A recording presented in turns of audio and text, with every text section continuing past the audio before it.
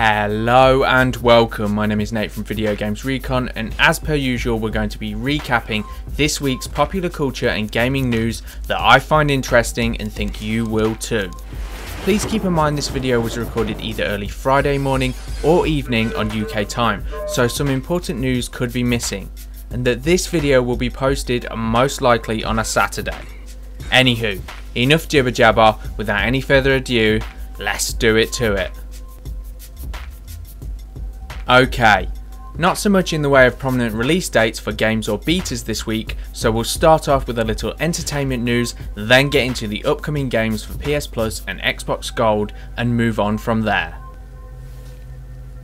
It has been confirmed that The Punisher is getting its own Netflix spin-off show in the same vein as Daredevil, Jessica Jones, Luke Cage and the Iron Fist.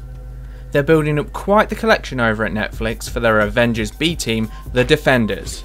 Although it is not known as to whether the Punisher will be included in this little get-together, as he doesn't seem to have the same ideology as the rest of the group, so it might not make sense to add him into the show.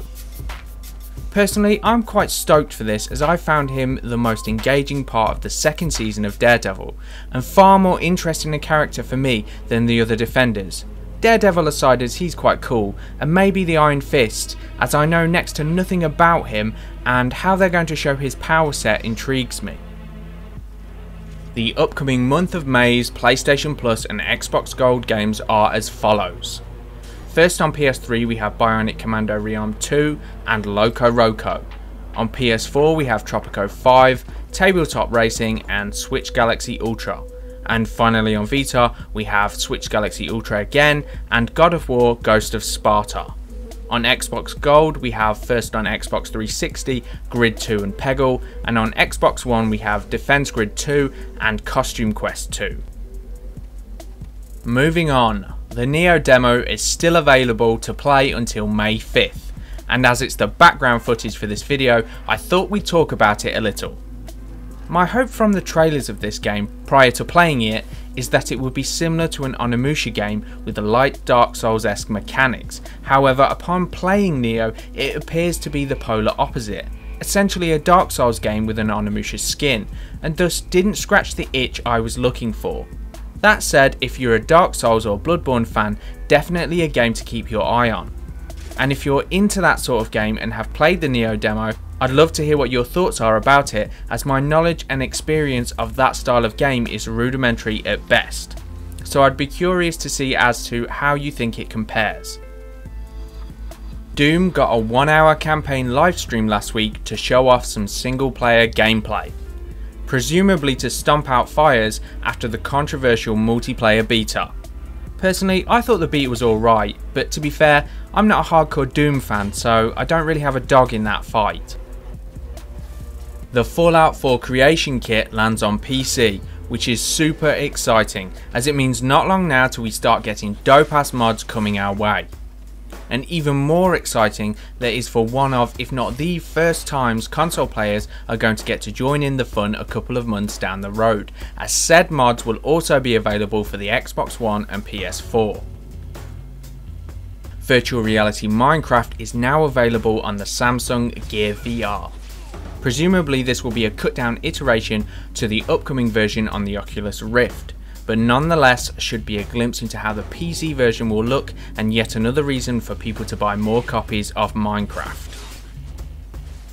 Apparently the rumours of retailers selling copies of Uncharted 4 early in the UK may not be entirely correct. Instead, the games may have been stolen from a truck in a possibly violent robbery. So it appears more likely that the pictures of said games going about the internet are games literally off the back of a lorry and then later sold on. Now to the biggest news this week, the Nintendo NX has been officially announced to be getting a worldwide release date of March 2017. Now this appears to be a really weird time to release a console, as it's typically done in the fall for all that Christmas money. Whether this is reactionary to a possible fall release of the PlayStation Neo, or for more practical reasons like time to produce more hardware, who knows. But it's starting to seem like a bit of a Mexican standoff between the big players, As with Xbox seemingly undecided on whether to make an upgrade to the Xbox One, PlayStation rumoured to be releasing the Neo at the end of 2016, and now Nintendo releasing the NX in March of 2017, everybody seems a little bit gun shy to talk about their new consoles or iterations, let alone put them out in the wild first. And carrying on with the whole Nintendo vibe and not talking about anything, the NX will not be shown or discussed in any way at E3, which again seems like another odd move, but it is Nintendo and that's kind of what they do. Instead, the only thing that Nintendo will be showing at E3 is the new Zelda game, presumably on Wii U, as it will be getting a simultaneous release on both Wii U and the NX, I'd imagine as an NX launch title. Steam is now accepting Bitcoin as a form of payment for games. This doesn't appear to be purely for the sake of being a forward thinker, instead it seems to be as a practical means for emerging markets. As gamers in such markets don't always have access to payment methods like credit cards and the like, which is what people in the West use to pay for games on Steam, and thus it makes it difficult for Steam to grow in emerging markets.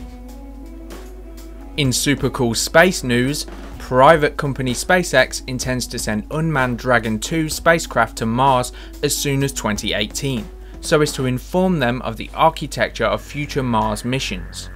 It appears to be more and more likely as time goes on that we're going to be exploring the solar system with the assistance of private companies, which as long as it's all done legally and safely is fine by me. Whatever gets a fire lit under their asses and gets us exploring space works for me. And finally, Call of Duty leaks galore, as it appears that we not only have the name for the new upcoming game in Infinite Warfare, but that it also might get bundled with a remaster of Modern Warfare 1, which is an inspired decision, as Call of Duty Ghosts was a train wreck in my opinion, and a move like this is the only way to garner goodwill for Infinity Ward, who seems to have gone off the boil. As speaking for myself, there is no way I was going to buy a Ghost 2 or even an Infinite Warfare without the remaster of Modern Warfare, as I'm tired of COD multiplayer and Ghost is possibly my least favourite game. However, there is at least a chance now that I might pick it up at launch. A small chance, but a chance. So, that was my recap of the week's gaming news or points of interest. I'm sure there's a bunch of stuff I'll miss each week, so feel free to post anything you're into that I missed in the comment section for discussion. Anywho, if you enjoyed this video, please like, comment, share and subscribe for more BS of a similar nature. Thank you and goodbye.